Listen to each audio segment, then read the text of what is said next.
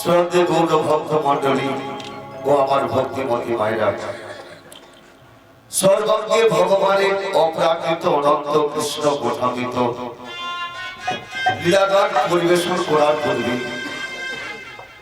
যে সমস্ত কৃষ্ণ ভক্ত আমার গৌর ভক্ত এই পবিত্র হরিবাসর এসেছে, সেই সকল কৃষ্ণ ভক্তের চরণে রইল আমার শত কোটি কোটি দণ্ডবত প্রণাম। জীবে জানিলে যে সর্বান আছে কৃষ্ণ অধিষ্ঠান, সেই জীব সমূহকে জানাই আমার শত কোটি কোটি দণ্ডবত প্রণাম। আসুন সেই বিগত দিনে পদাবলী দিয়ে গৌরচন্দ্রিকার শুরু করব। তাই গৌরচন্দ্রিকার প্রথম পদকথা পদ রচনা করলেন কি, আরে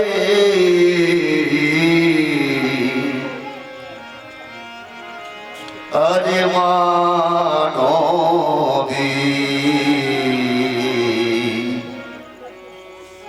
মানবী বিরহ জরে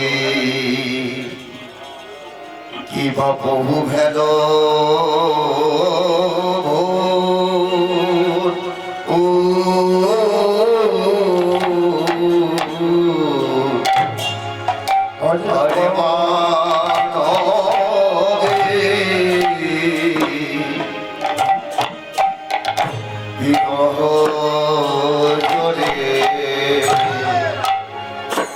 বহু ফেল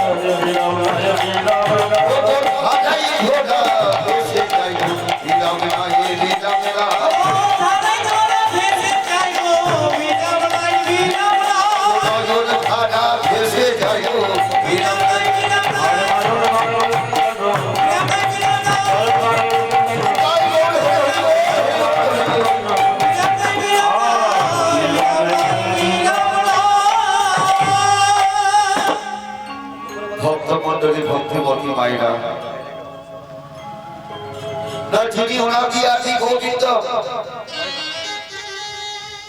সর্বকারণের কারণ যার রূপে বিশ্ব ব্রহ্মাণ্ডময় জগৎ, যিনি রয়কলয়ের মালিক, তিনি রাধা কৃষ্ণ মিলিত তনু হয়ে এই নবদ্বীপ সচিবর্গ সিদ্ধ মাঝে উদিত হলেন। যাকে আপনারা নিমাই বলে জানেন, বিশ্বম্ভর বলে জানেন, গোড়া বলে জানেন, গৌরাঙ্গ বলে জানেন, সেই গৌর হরি এই আমাদের মতো পরিচিতকে চৈতন্য দেওয়ার জন্য, শিক্ষা দেওয়ার জন্য, তিনটি সাধকে পূরণ করার জন্য এই কলি ঘোড়া ভাবে অবতরী হয়ে এলেন। সেই তিনটি সাধ কি না? কৈচ্ছন রাধা প্রেম, কৈচ্ছন মধুরিমা, কৈচ্ছন সুকুতুহ ফেলভ, এই তিন বাঞ্ছিত ব্রজের ধন পূরণ না হইল, এবে আমার গৌর শোষণ। তাহলে প্রথম সাধ হলো কি না? প্রথম সাধ হলো শ্রীমতী রাধারানীর প্রেমের মাধুর্য কতখানি তা তিনি জানেন। দ্বিতীয় সাধ হলো কি না? সেই প্রেমের মাধুর্যের চমৎকারিতাকে অনুভব করে শ্রীমতী রাধারানী কতখানি বা আনন্দ পেত তা তিনি জানালেন। তৃতীয় সাধ হলো কি না? সেই প্রেমের মাধুর্যের চমৎকারিতাকে অনুভব করে রাধারানী কতক্ষণ আনন্দ পেত তা তিনি জানাবেন এই জগৎবাসী। এই হলো তৃপ্তি সাধ। এলেন বাবা এই লীলা বিলাসের জন্য, লীলাটিকে প্রকাশ করার জন্য এই লীলা ভূমিতে এসে প্রত্যেকটি জীবের কৃপার দৃষ্টিপাত চেয়ে দেখলেন যে জীবগুলো এত শান্তি হারা কেন? শান্তি হারা কেন? অশান্ত সুখ, অর্থাৎ তারা সুখ পায় না কেন? কি করলে তারা সুখ পাবে, শান্তি পাবে? তিনি উপায়ের কথা চিন্তা করবেন। কিন্তু হে ভক্ত মন্ডলী, সেই উপায়ের কথা যদি আমাকে বলতে হয়, যেতে হবে সে ভক্ত কবির উক্তিতে। ভক্ত কবির কি উক্তি বলেছে জানেন না? চলতি চাকরি দেখেন দিয়া কবিরারো তো পটন কবি যা সবুজ গাইলা। चलती चाकी सब कोई देखे खिल देखे ना वही जो खिल का पकड़ का रहा है, जो सबूत रहा है वही। भक्त कवि एक जातार मध्य लक्ष्य करे देखलेन, जाता घुरছে। ओ माइरा जाता बोलते बुझेन तो যে जाता গিয়ে গলায় ভাঙানো হয় বোমা। এই গ্রামের অনেকের বাড়িতে হয়তো জায়গা আছে, তখনকার দিনে মেশিন ছিল না যে গলায় জায়গা ভাঙবে, তখনকার দিনে ছিল জাতা, সেই জাতার মধ্যে গলায় ভাঙতো, তাই না বাবা? কি গো ভাইরা, ডাল খাবার জন্য ভাঙতেন না? সেই জাতার মধ্যে ভক্ত কবি উক্তি বললেন যে একজন গলায় দিচ্ছে, কিছু গলায় ভাঙছে, যে সমস্ত গলাইগুলো ওই খিলকে আঁকড়ে ধরে আছে সেই সমস্ত গলাইগুলো ভাঙছে না, আর যে সমস্ত গলাইগুলো ওই খিলকে আশ্রয় না করে ওই দুটো পাটার মধ্যে রয়ে যাচ্ছে, সেই গলাইগুলো ভেঙে টুকরো টুকরো হয়ে যাচ্ছে। তা দেখে ভক্ত কবি দুই নয়নে বাড়ি পরিশ্রম করে বলছে, দেখো তোমরা কি দেখতে পাচ্ছ না? ভক্ত কবির আমাদের মতো পুরোটিকে চৈতন্য দেওয়ার জন্য, শিক্ষা দেওয়ার জন্য বারবার বলছে এই একটি জীবের পাটা, আসমান হলো আরেকটি পাটা। এই দুটো পাটা কে জানে? উপরে আকাশ, নিচে পৃথিবী। এই দুটো পাটার মধ্যে রয়েছে আমরা কৃষ্ণ বৈরবখজি। এই সংসারে কারাগারে বন্ধনে আবদ্ধ হয়ে দুটো পাটার মধ্যে পাক খাচ্ছে, আর ভেঙে টুকরো টুকরো হয়ে যাচ্ছে। ভক্ত কবির বলেন, অনেক কলির জীব, কেউ যদি ওই নয়নের জলে অশ্রু পান করে হা কৃষ্ণ হা গোবিন্দ বলে ডাকার মতো ডাকতে পারে, তাহলে সেই কৃষ্ণ বলব খোঁজি ওই সংসারে কারাগার থেকে ছিটকে খিল খিল হচ্ছে বাবা গোবিন্দ, ওই খিল স্বরূপ গোবিন্দের চরণে আশ্রয় পেতে পারে। হৃদয় গৌর হরে হরি বল। তাই বিশ্বের মধ্যে বিন্দু কৃষ্ণ অবলম্বন করতে পারলে ওই দুটো পাটার মধ্যে পাক খেতে হয় না গো, আর ভেঙে চুরমার হতে হয় না। তাই কলি জীবকে বারবার আহ্বান করে বলে, ওরে কলি জীব, তোমরা যদি সুখ চাও, শান্তি চাও, এই বদলে একটিবার হরি নাম করো, নামকে আশ্রয় করো। মহাজন কলম দিয়েছেন যে আশ্রয় করিয়া ভোজে তারি কৃষ্ণ নাহি দেখে, আর সবে মরে অকারণ। মাগো, আমরা যদি ঠিক মতো গাছের গোড়ায় জলটা ঢালতে পারি বা দিতে পারি, তাহলে ওই ডালপালাতে আর জল দিতে হবে না।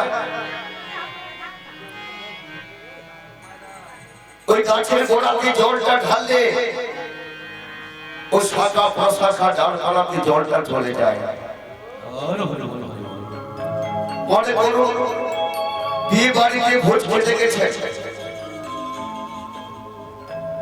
আচ্ছা আপনি পাতা পেয়েছেন, বিয়ের যে ভোজের যে কার্য সমস্ত পাতার মধ্যে আপনাকে দিয়েছে, সবকিছু পেয়েছে পাতার মধ্যে। আচ্ছা শুরুটা কোন পদ্ধতি করবেন? ডাল কি কান দিয়ে খাবেন? কোন পদ্ধতি খাবেন? রাতটা তো একটি পাথরের মুখোদ্বার, এই মুখোদ্বারে সমস্ত খাবারটা আপনি খাবেন। আর ওই খাবার রস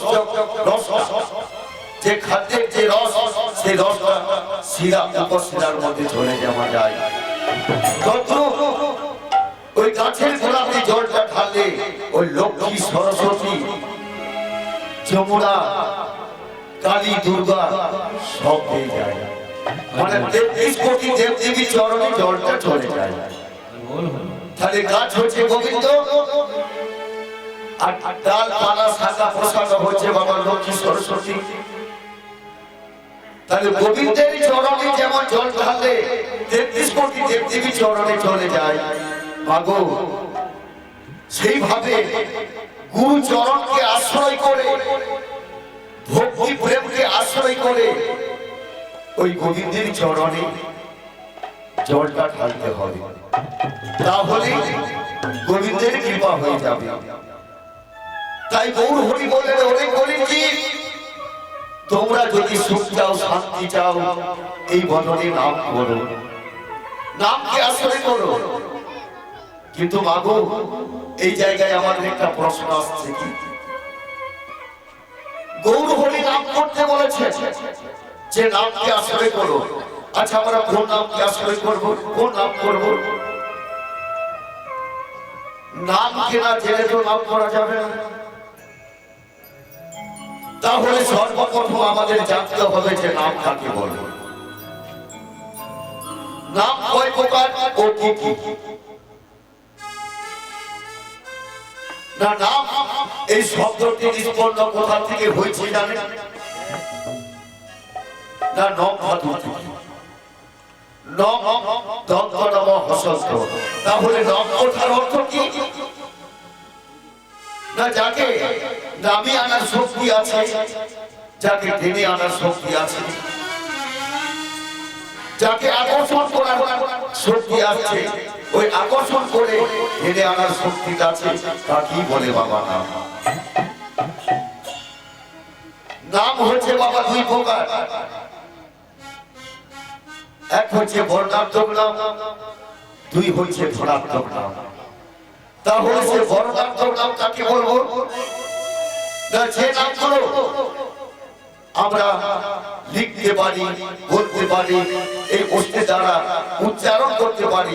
পৃথিবীতে যে সমস্ত ভাষাগুলি রয়েছে এই সব নামগুলো হচ্ছে বাবা বর্ণাত্মক নাম। এই বর্ণাত্মক নামকে 4 ভাগে ভাগ করেছেন তো কি কি না বৈখরি, মধ্যমা, প্রশস্তি, ঘোড়া। তাহলে বৈখরি নাম কাকে বলে? না যে নাম এই অস্ত্রে দ্বারা উচ্চারিত হয় সে নাম হচ্ছে বৈখরি নাম। মধ্যমা নাম কাকে বলে? না যে নাম এই জিহ্বার দ্বারা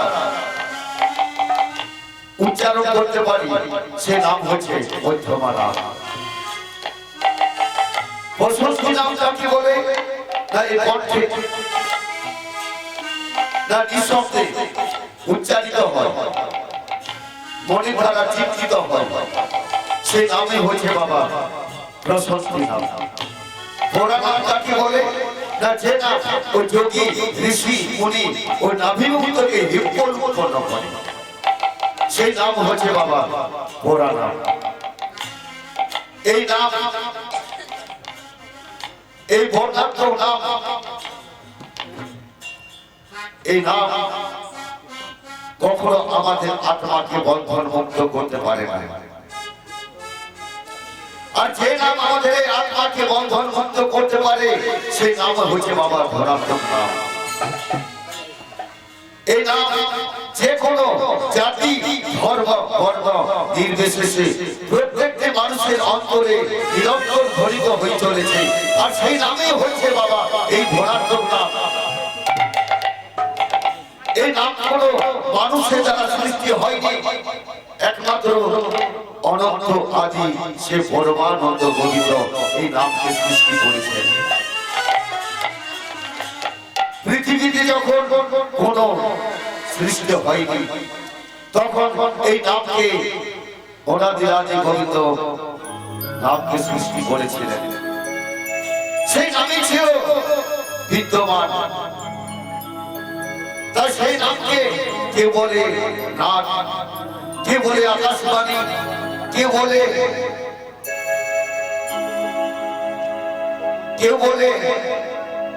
যে নাম প্রভৃতি কীর্তন, এইভাবে প্রভৃতি নামে সংক্ষিপ্ত নামে প্রকাশিত হয়েছে এই নাম।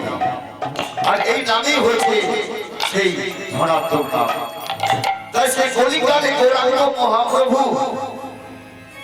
সেই গোলকের গোপনধন সেই তারক ব্রহ্ম নাম 16 নাম 32 অক্ষর নিয়ে এলেন এই কলি ধরা ধামে কলি জীবকে উদ্ধার করার জন্য। তো মাগো, আর সেই নামই হয়েছে বাবা আমাদের একমাত্র গতি। এই নাম ছাড়া আমাদের কোনো গতি নেই, এই নাম ছাড়া আমাদের কোনো গতি নাই। তাই আসো সেই নামকে আশ্রয় করে আমরা তার নাম গুণগান একটিবার ভজনা করব। নিতাই গৌর হরি হরি বল, হরি বল। কেননা আপনারা সময় পেয়েছেন, আপনাদের কৃপাতে আপনাদের আশীর্বাদে আমি একটু সময় পেয়েছি। কেননা ভক্ত কবির বলেছেন যে এত ঘড়ি আধি ঘড়ি আধি শিখুনিয়া ধো, এক ঘড়ি আধি ঘড়ি আধি শিখুনিয়া ধো, আধো কবির সম্পদ 7 কোটি কোটি অপরাধ। এক ঘড়ি মানে কি মা? 1 ঘন্টা। আধি ঘড়ি মানে 8 ঘন্টা। আধি শিখুনিয়া ধো মানে অর্ধেকের অর্ধেক। তার অর্ধেক সময় যদি আমরা সেইগুলো মালিকের প্রেমিক ভক্তের যদি সঙ্গ করতে পারি তাহলে আমাদের এই মানব জনম ধন্য হয়ে যাবে। তাই সেই মানব জনমকে যদি ধন্য করতে চাই তাহলে সেই নামকে আশ্রয় করতে হবে, সাধু সঙ্গ করতে হবে, ভক্তের সঙ্গ করতে হবে। কেননা 84 লক্ষ যদি ভ্রমণ করে এই স্বাধীন মানব জনম, এই জনম কি আর বারবার আসবে গো? এই জনম তো আর বারবার আসবে না। কেন? কবির বলছে যে মানুষ জনম দুর্লভ হ্যায়, মিলতা নেই বারবার, বই গিরে ভিন্ন লাগে না। গাছের ফল যেমন গাছ থেকে পড়লে পুনরায় আর ঝরা লাগে না, তদ্রূপ এই সাধের মানব জনম যদি একবারই চলে যায়, এই জনম আর বারবার আসবে না। তাই সময় থাকতে নিজের সাধন ভজনের পথে নেমে যান, এখন সময় আছে। এই বদলে একটিবার হরিনাম কৃষ্ণ নাম করুন। তাই আসুন সকল মিলে দুটি বাহু বলে উচ্চ স্বরে তার নাম গুণগান একটিবার ভজনা করে। ভজ ভজ কৃষ্ণ নাম, ভজ মধুর নাম,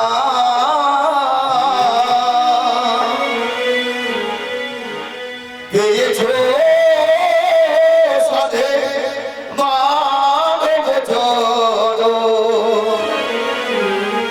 জয়োগীরা জয়োগীরা। ভজ ভজ কৃষ্ণ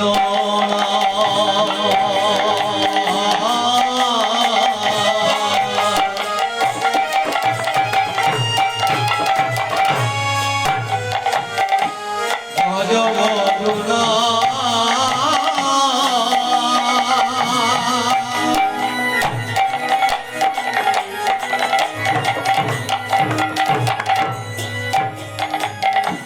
পেয়েছো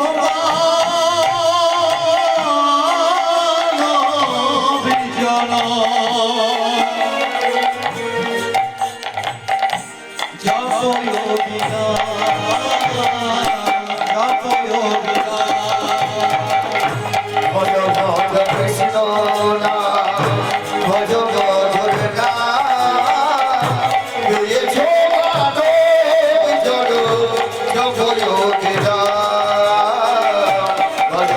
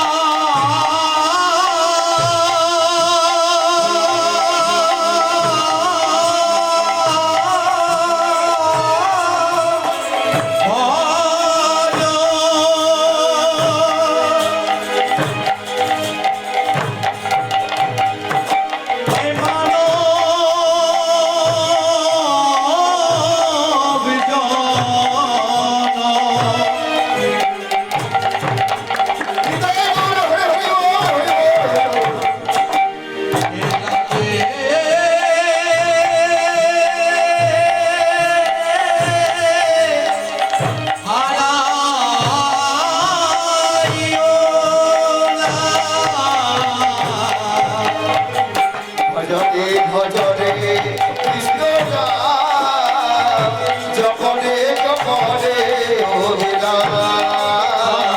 ভজরে ভজরে কৃষ্ণ নাম, জপরে জপরে হরিনাম। আবার ভজরে ভজরে কৃষ্ণ নাম, জপরে জপরে অভিরাম। ভজরে ভজরে কৃষ্ণ নাম, জপরে জপরে। তাই কলিকালে গৌরাঙ্গ মহাপ্রভু চিন্তা করে দেখলেন যে কলিযুগে এত দুঃখ কষ্ট কেন। তাই বললেন কি না কলির জীবকে সুখ দেওয়ার জন্য শান্তি দেওয়ার জন্য গায়ে কাপড় ঢাকা দিয়ে দেয়। কেন কলি মহারাজ যেভাবে কলির ঘরে ঘরে ছবলটা মারছে বাবা সর্প হয়ে, ওই কলি মহারাজ সর্প হয়ে কলির ঘরে গিয়ে ছবলটা মারছে না বিষটা প্রয়োগ করে দিচ্ছে, আর সেই ঘরে সুখ শান্তি চলে যাচ্ছে। কিন্তু মাগো যাকে ছবলটা মারলো সেই মানুষটা মরল না। সেই গৃহে সেই মানুষটা দুঃখ কষ্ট যন্ত্রণা রোগ ব্যাধি জ্বালা যন্ত্রণায় ভোগ করছে, কষ্ট পাচ্ছে, ওই গৃহে শান্তি চলে যাচ্ছে। তাই কলিকালে গৌরাঙ্গ মহাপ্রভু দেখলেন এইভাবে যদি কলিজীবের গৃহে ঘরে ঘরে যদি ওই কলি মহারাজ প্রত্যেকটি ঘরে গিয়ে ছবলটা মারে তাহলে তো সুখ শান্তি চলে যাবে, সুখ পাবে না। তাই করলেন কি না তিনি কলিজীবকে কৃপা করে, কলিজীবকে কৃপা করার জন্য তিনি ওর গায়ে কাপড় ঢাকা দিয়ে চলে এলেন। আসার সময় কিন্তু মাগো কোন ঝাড়ফুঁক আনেন নেই, কোন শিকড় আনেন নেই, কি নিয়ে এসেছে জানেন? একটি মাত্র মন্ত্র, যেটা আপনারা সকলেই জানেন। যে মন্ত্র আপনারা আপনাদের গুরুদেবের কাছে নিয়েছেন সেই মন্ত্র তিনি নিয়ে এলেন। তাই সেই মন্ত্রটা আপনারও তো জানেন গো। তাহলে আসুন সেই নামটা একবার করা যাক। হরে কৃষ্ণ কৃষ্ণ কৃষ্ণ হরে হরে, হরে রাম হরে রাম, রাম রাম হরে হরে। হরে কৃষ্ণ হরে কৃষ্ণ, জয় গৌর হরে হরে বল। হরে রাম হরে রাম, রাম রাম হরে হরে। হরে কৃষ্ণ কৃষ্ণ কৃষ্ণ হরে হরে, হরে রাম রাম, রাম রাম হরে হরে। হরে কৃষ্ণ কৃষ্ণ কৃষ্ণ কৃষ্ণ হরে হরে, হরে রাম রাম, রাম রাম হরে হরে।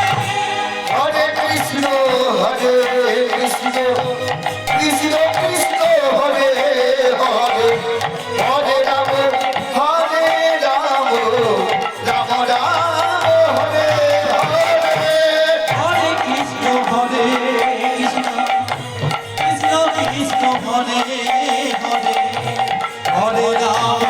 হরে রাম রাম, রাম রাম হরে হরে। হরে কৃষ্ণ কৃষ্ণ কৃষ্ণ কৃষ্ণ হরে হরে, হরে রাম রাম, রাম রাম হরে হরে। হরে কৃষ্ণ কৃষ্ণ, কৃষ্ণ কৃষ্ণ হরে হরে, হরে রাম রাম, রাম রাম হরে হরে। আপনাদের আপনার নামকে ভজন করেন তো, গুরুদেবের দেওয়া নাম ভজন করেন তো? যদি নাম করে থাকেন তাহলে হাতে করতালি দিয়ে একবার নামটা বলুন তো। সকলে করতালি দিয়ে বাবারা ভাইদেরকে বলছে সকল মিলে হরে কৃষ্ণ কৃষ্ণ কৃষ্ণ কৃষ্ণ হরে হরে, হরে রাম রাম, রাম রাম হরে হরে।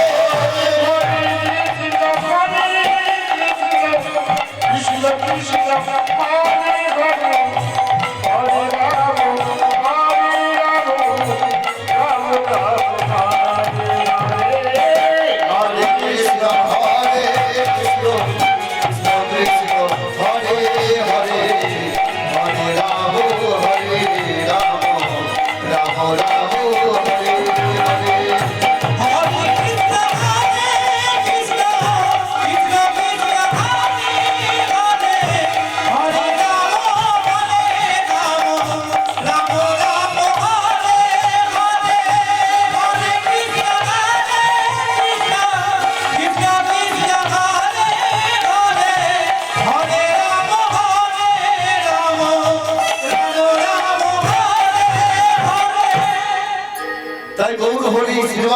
মানে ভক্তগণকে বললেন, ভক্তগণ তোমরা কি চিনতে পারছো না আমি কে?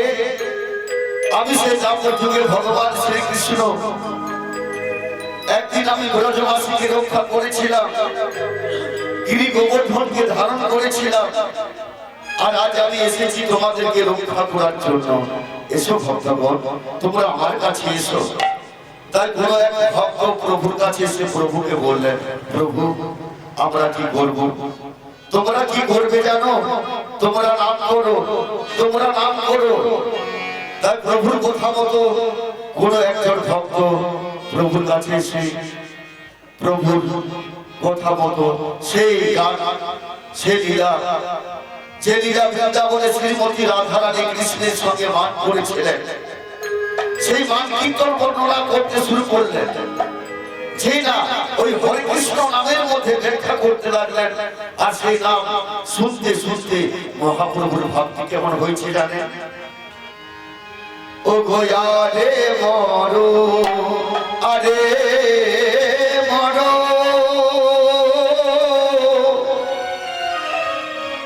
শ্রী গৌরাঙ্গ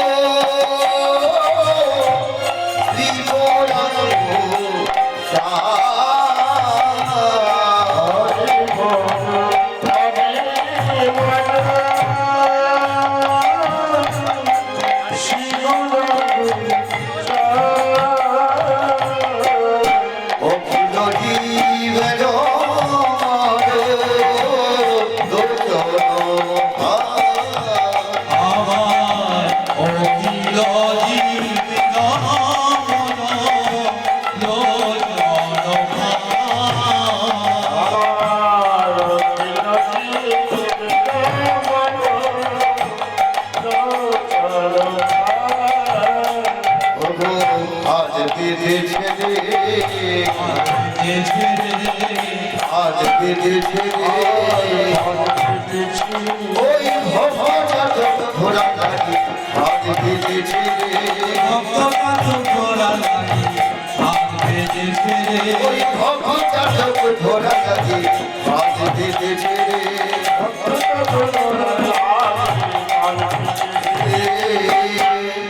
প্রেম জলে ডোবো ডোবো লোচন তারা, জলে ডোবো ডোবো লোচন তারা।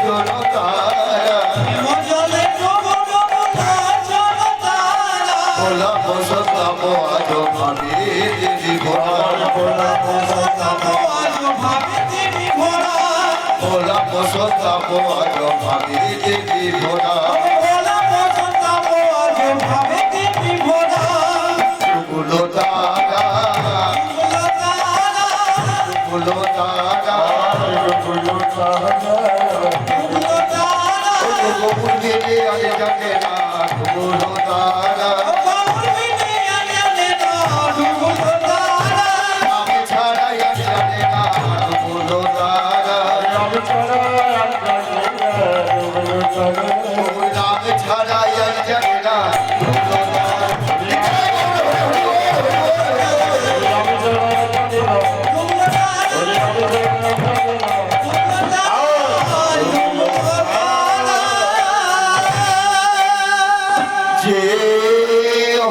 মনের মনের দোষ কি বলিব তাই? কি বলিব তাই? মধুবন জীবন কইছে জোড়া হইছে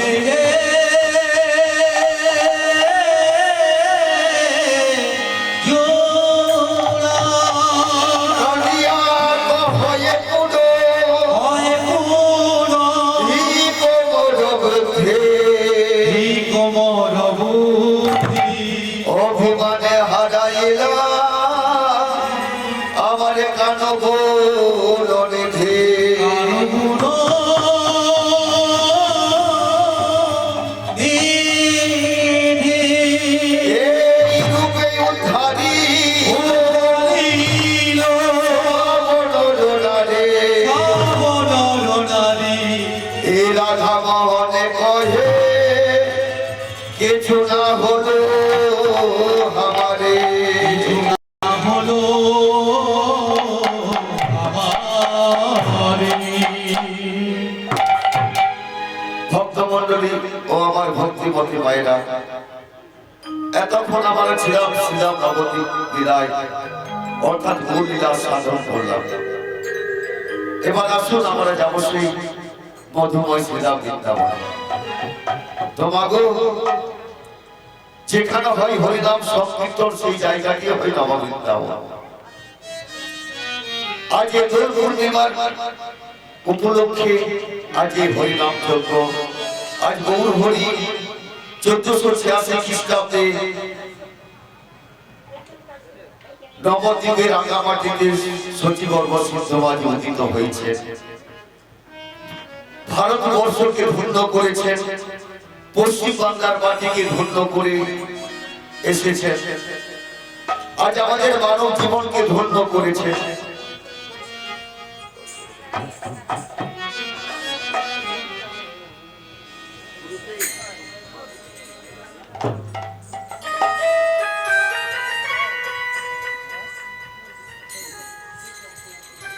তো আসুন আজ আমরা সকল মিলে যাবো সে মধুময় বৃন্দাবনে। তো সর্বপ্রথম বৃন্দাবনে যেতে হলে আগে বৃন্দাবনের ভজন গাইতে হয়। তো সকলে আমরা সকলে যাবো সেই বৃন্দাবনের ভজন নাম গাইতে গাইতে। আসুন জয় রাধে রাধে রাধে রাধে রাধে রাধে ওগো রাখালে রাজা বলে দে না বল বল কোথায় বৃন্দাবন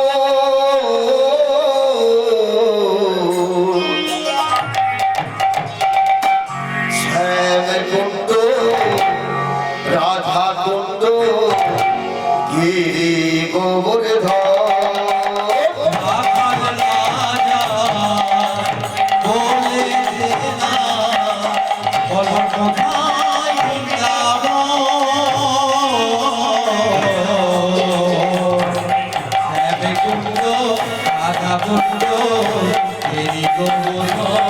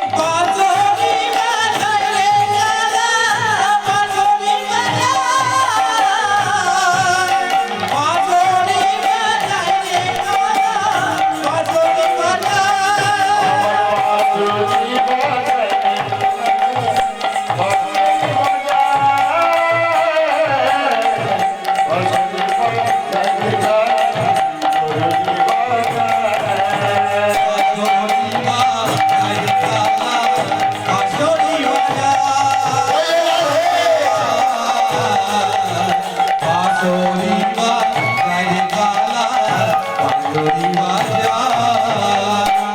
ও বাবারা, যাদের হাত আছে তারা হাতটাই দিলেন, আর যাদের হাত নাই তাদের আর কি বলবো। তাই বলি আমার সঙ্গে একবার বলার চেষ্টা করুন, বলো রাধে রাধে রাধে রাধে, বলো রাধে রাধে রাধে রাধে, বলো রাধে রাধে রাধে রাধে, বলো রাধে রাধে রাধে রাধে।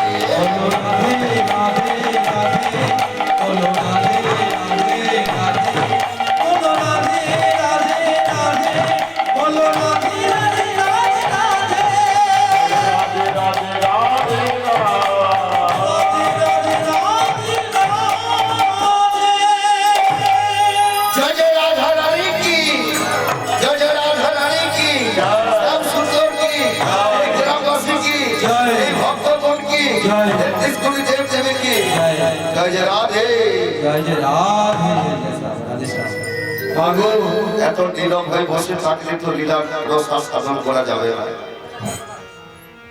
যদি সেই লীলার রসকে আর সাধন করতে হয় তাহলে রসিক ভক্ত হতে হয়, আর রসিক ভক্ত না হলে ভগবানের লীলার রস সাধন করা যায় না।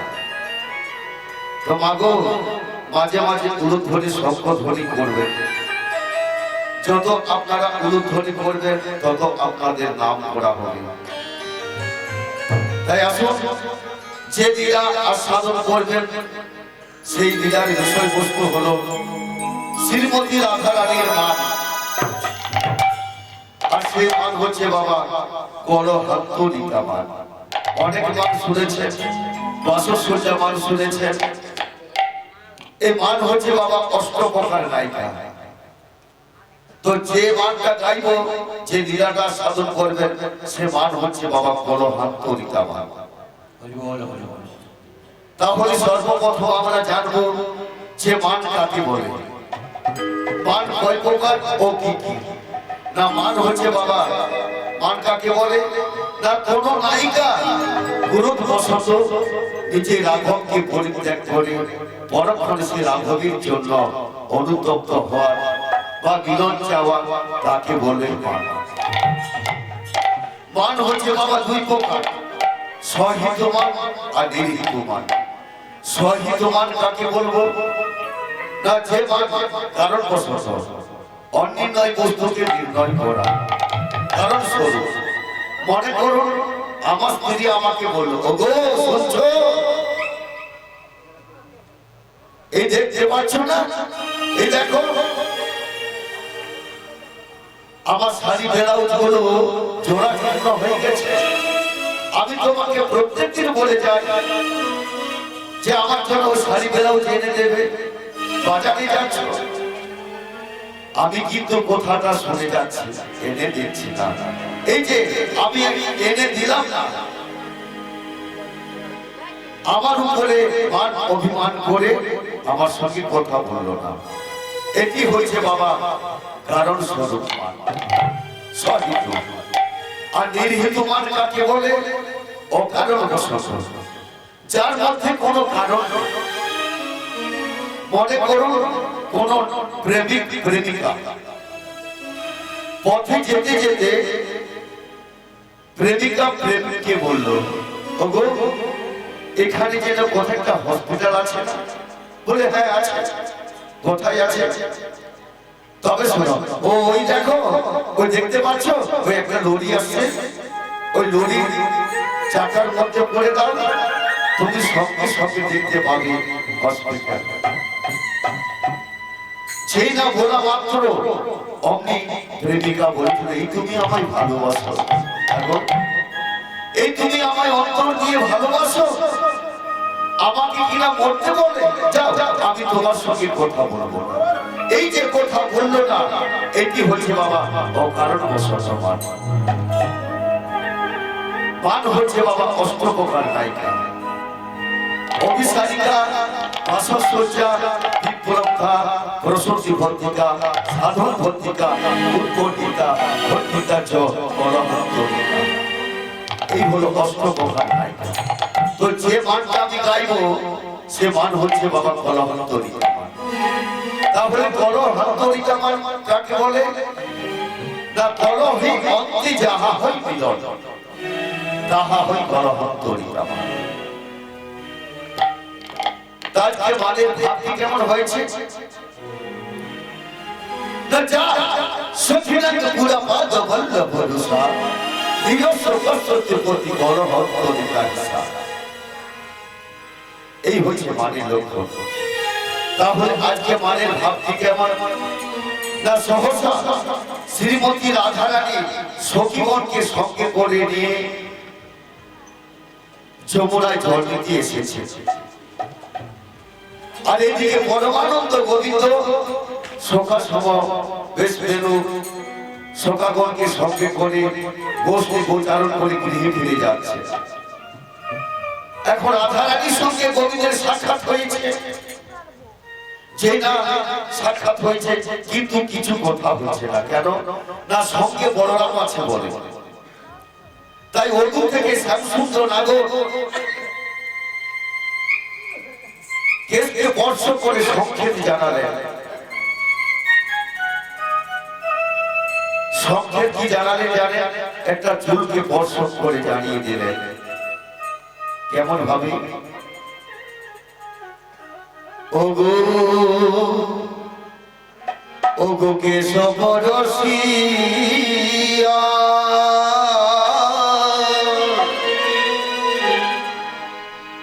বচনে ছলে সংকেত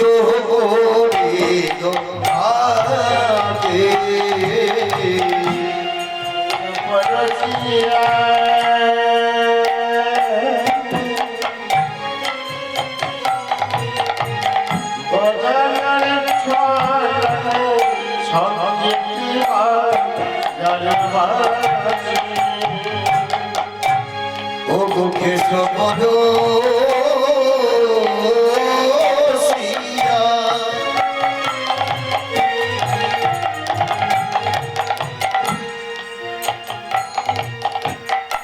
বচনে ছলে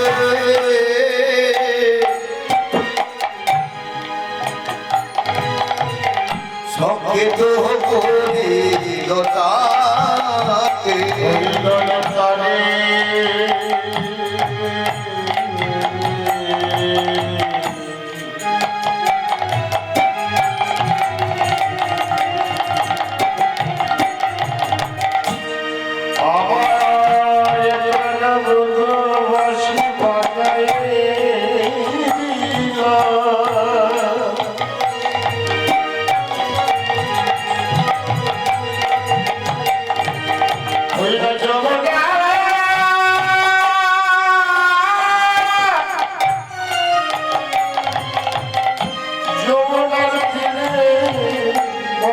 সাজাই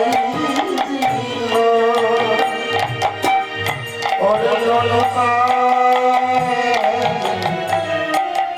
ওরে পিতা ওরে সরসিয়া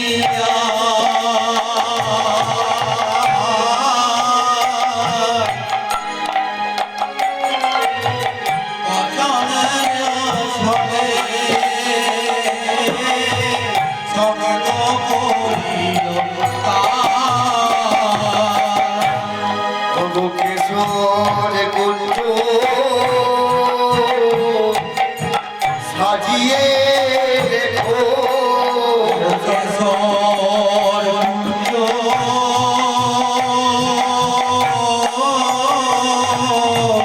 সাজিয়ে রেখো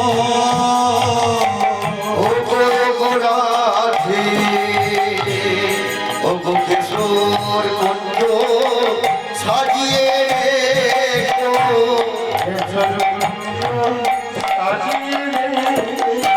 ও গো তোমার কুঞ্জে যাব রাধে ও গো কিশোর কুঞ্জ সাজিয়ে রেখো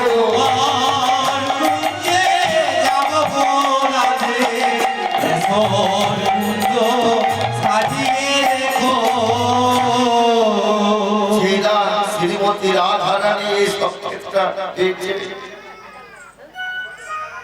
অমনি শ্রীমতী রাধারানী সখীগণকে বললেন, ওরে ললিতা বিশাখা এই শোন শোন, এ আমার মাধব কি বলেছে জানিস? আমার মাধব একটি সুন্দর করে কুঞ্জধাম সাজিয়ে রাখতে বলেছে। হ্যাঁ রে, তোরা কি পারবি না এই আমার মাধবের জন্য একটি সুন্দর করে কুঞ্জধাম সাজিয়ে রাখতে? সখীগণ বললেন, কেন পারবো না রাধে? আরে পারবো পারবো। তাই বললেন কি, অতি তৎপর হয়ে সখীগণ ওই বনের মধ্যে পুষ্প চয়ন করে ওই ফুলের মালা গেঁথে সুন্দর করে কুঞ্জধামকে সাজাতে শুরু করলেন। কেমন ভাবে? আর সখীগণ শ্যামনগরের জন্য কুঞ্জধাম সাজাচ্ছেন। আরে সবই সখীগণ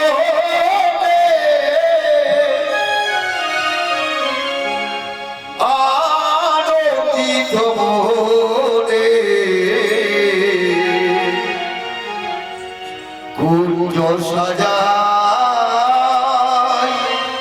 অতি যত্ন করে।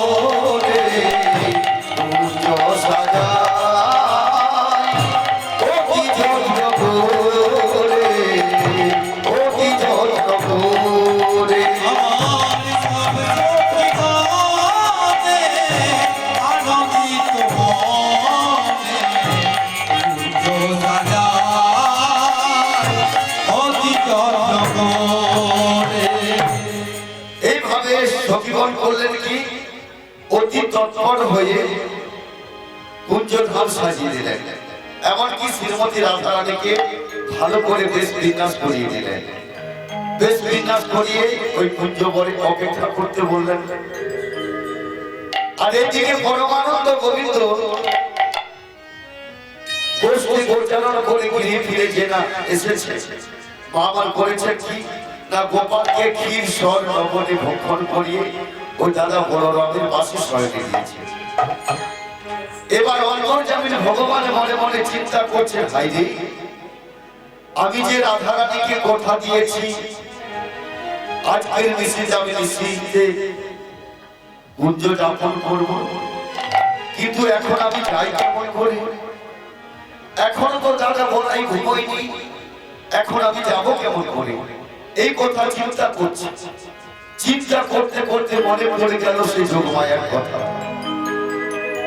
তাই অন্তরে যোগমায়াকে আহ্বান করলেন। ডাকার সঙ্গে সঙ্গে যোগমায়া এলেন। এসে পরে বলছে, কানাই, এই কানাই, আমায় কি জন্য ডেকেছিস বাবা? বাবু,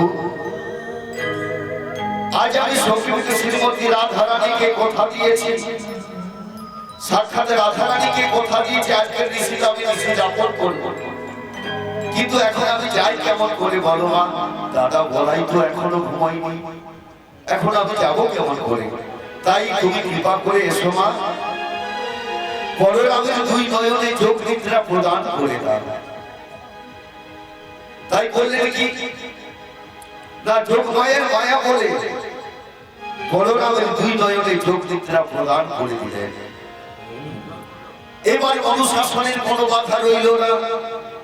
তাই পরমানন্দ গোবিন্দ আজ অভিনব সুসজ্জিত হয়ে আজ শ্রীমতী রাধারানী কুঞ্জবনে চলে যাচ্ছে। আজ যাচ্ছে কেমন হবে, ভাবছি কেমন গো?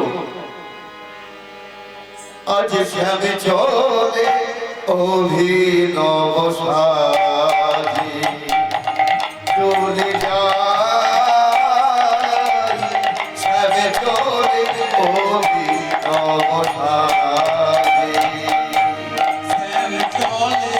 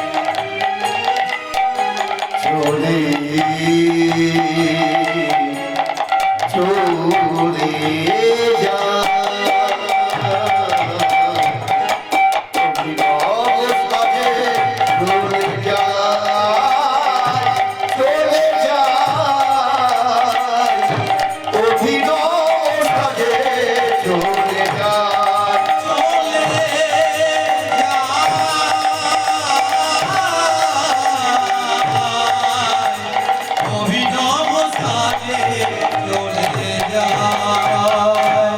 চলে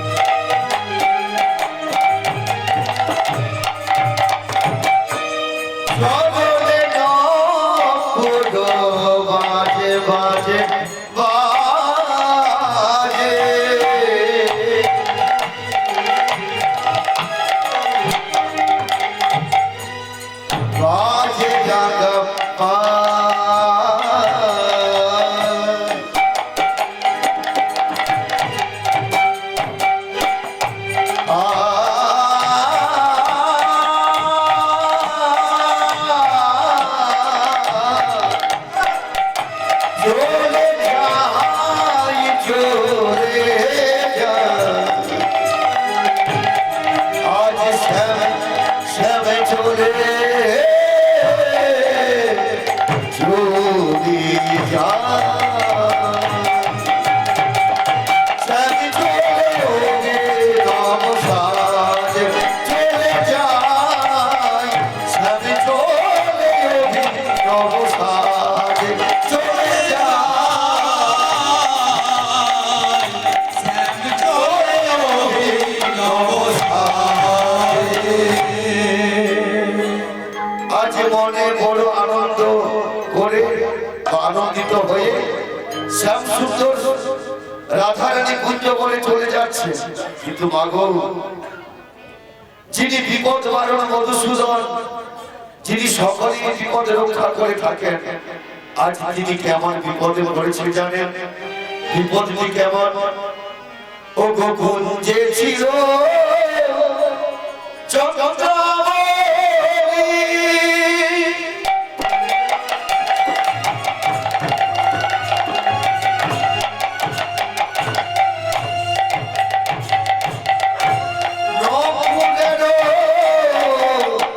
ঘরে সরে কুঞ্জে ছিল জগন্নাথ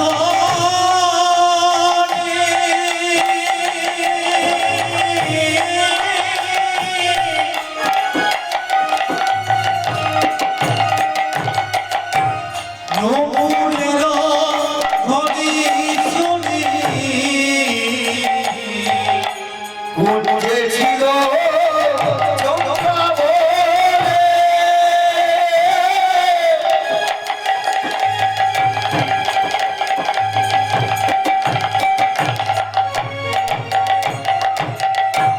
নমুনের ধরে সরে কুঞ্জে ছিল চন্দ্রাবলী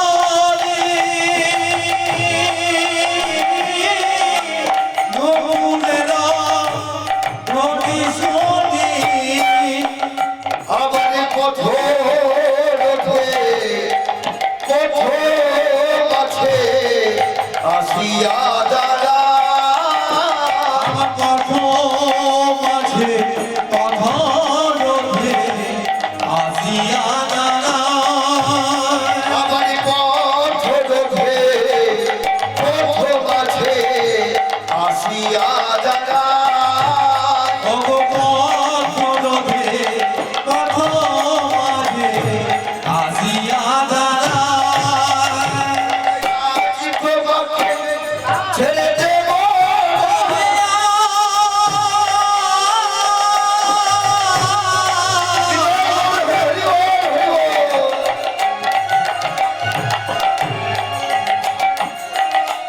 ওহে আজ তোমাকে ছেড়ে দেব না।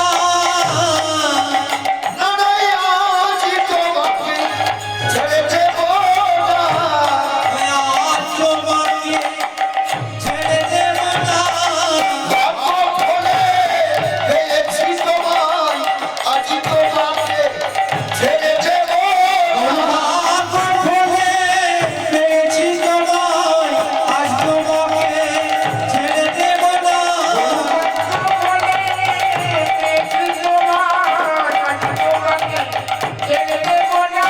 সাত গাছের ঝোপ, মাটির ওপর, আজ তোমাকে ছেড়ে দেব না। সাত হাজার ভোর মানিক রতন, আজ তোমাকে ছেড়ে দেব না। সাত হাজার ভোর, আজ তোমাকে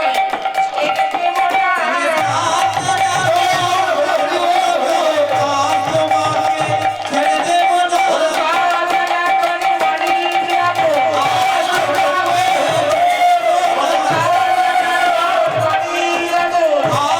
তোমাকে ছেড়ে দেব না।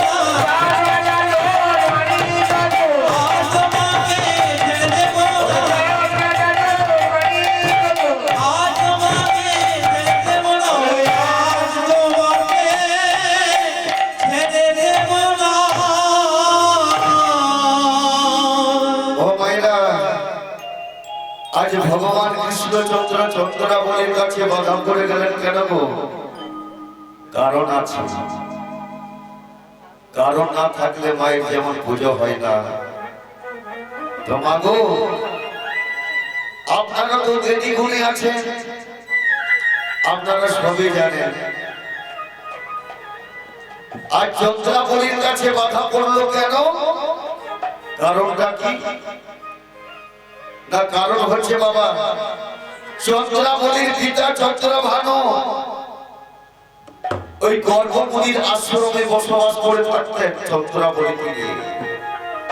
তখন চন্দ্রাবলী খুব ছোট, একমাত্র ছোট চন্দ্রাবলী মেয়েকে নিয়ে ওই চন্দ্রভানু গর্ভমুনির আশ্রমে বসবাস করে থাকতেন। আর সেই পথ দিয়ে ভগবান কৃষ্ণচন্দ্র রাখাল বালকগণকে সঙ্গে করে বসতে গোচারণে যেতেন। যেতে যেতে প্রত্যেকদিন ওই বসতে গোচারণে যেতেন। একদিন হয়েছে কি না, যখন ভগবান কৃষ্ণচন্দ্র বসতে গোচারণে যাচ্ছে, এমন সময় ভগবানের চরণের নকুল ধ্বনিটা শুনতে পেয়েছিলেন চন্দ্রভানু। তা সেই চন্দ্রভানু ওই নকুলের ধ্বনি শুনতে পেয়ে ভগবানকে ধরার জন্য পিছনে পিছনে ধাবিত হতে লাগলেন, ধরার জন্য ভগবানের চরণকে ধরার জন্য। যেই না ওই গিরিকোমর ধরে ভগবানকে ধরার জন্য, অর্থাৎ তার চরণ ধরার জন্য ধরতে যাবে গিরিকোমর ধরে, এক খণ্ড শিলা পাই লেগে আছাড়কে প্রাণ ত্যাগ করলেন চন্দ্রভানু। যেই না প্রাণ ত্যাগ করলেন, ওই খবরটা জানতে পেরেছিলেন চন্দ্রাবলী। জানতে পেরে ছুটে এসে চন্দ্রভানু তার পিতাকে, পিতার বিকটা হর্ষ করে ওঠর বলে কি হলো পিতা, তুমি আমায় ছেড়ে চলে গেলে? কে আমায় ভালোবাসবে, কে আমায় ভালোবাসা দেবে, কে আমার আদর যত্ন করবে? এই জগতে তুমি তো ছাড়া আমার আর কেউ নেই। পিতা, এই দুনিয়াতে আমার আর কেউ নেই।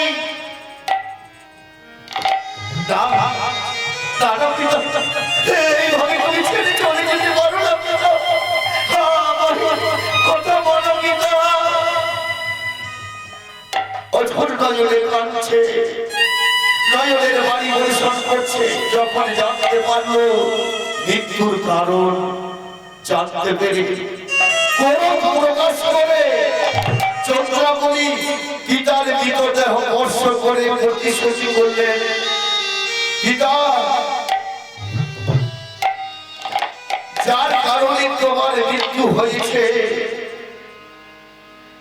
যে চরণকে পাওয়ার জন্য, যে নকুলের ধ্বনি শুনতে পেয়ে তুমি ভগবানকে ধরতে পারোনি, আজ আমি তোমার মৃতদেহ স্পর্শ করে আমি প্রতিজ্ঞা করলাম, যদি কোনদিন ভগবান কৃষ্ণচন্দ্র ওই নকুলের ধ্বনি শুনতে পাই, যদিও নকুলের ধ্বনি করতে করতে চলে যায় বসতে গোচারণে, আর সেই ধ্বনি যদি আমি শুনতে পাই, সেই দিন আমি তাকে ধরবই ধরব, এই আমি প্রতিজ্ঞা করলাম।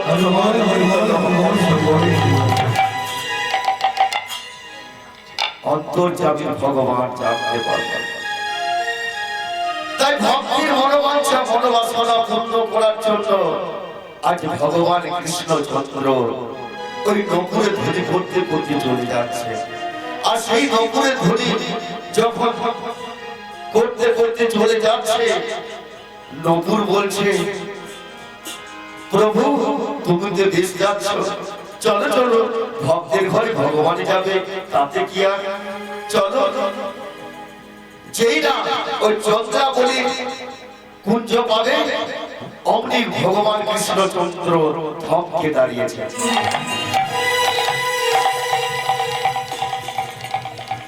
নকুলকে বলছে, নকুল আরে তুমি আজো আর বেজো না। বলছে, কেন প্রভু? না না, সামনে চন্দ্রাবলীর কুঞ্জ আছে, তুমি এখন বেজো না। বলছে, প্রভু তুমি না বাঁচালে আমি বাঁচবো কেমন করে? আরে তুমি প্রভু কৃপা করে বাজাও বলে আমি তবে বাজি। না বলছি এখন তুমি বাজো না, বলছো প্রভু যেখানে বাজা সেখানে বাজো। বলছে তুমি যদি বাজো তাহলে তোমাকে আমি রাখবো না চরণ। বলছে প্রভু কোথায় রাখবে? আমি কোথায় রাখবো জানো? আমার এত বড় জায়গা, 14 কাঠা জায়গা, তোমাকে রাখার জায়গা হবে না? ঠিক জায়গা হবে।